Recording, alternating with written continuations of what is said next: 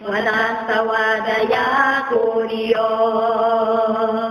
Magaliku balat namu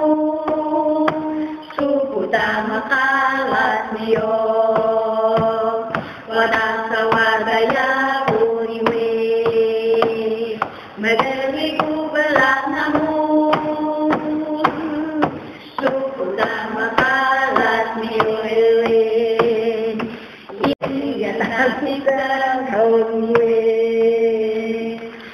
Kanai damen soy asli soten damadwe doa sa kata yang dayo kanai damen soy